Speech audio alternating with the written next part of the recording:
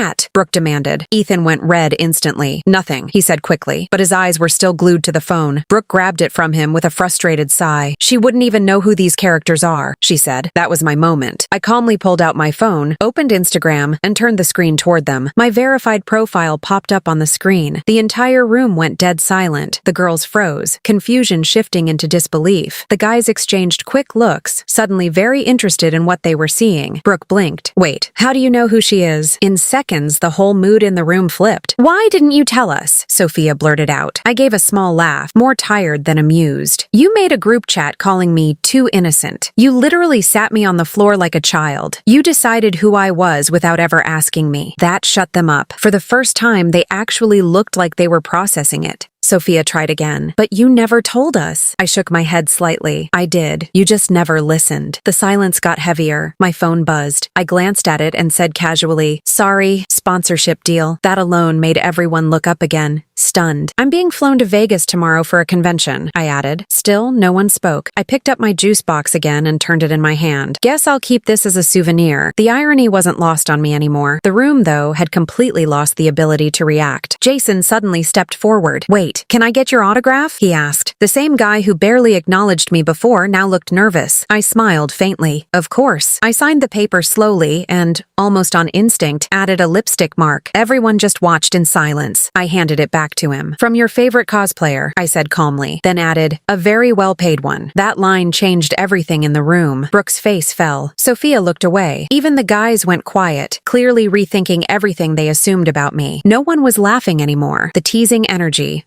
the control, the assumptions, it was all gone. They kept looking at each other like they were trying to figure out how the situation had completely flipped, and I just stood there, no longer the version of me they had invented. What are you even looking at? Brooke demanded. Ethan went red and quickly said nothing, but he kept staring. Brooke snatched the phone away, saying I wouldn't even know those characters. That's when I calmly pulled out my phone, opened Instagram, and turned the screen toward them. My verified profile appeared, and the room went silent. Confusion turned into shock as Brooke asked how I knew her. The mood shifted instantly. I reminded them they made a group chat calling me too innocent, sat me on the floor, and decided who I was without ever asking me. That shut them up completely.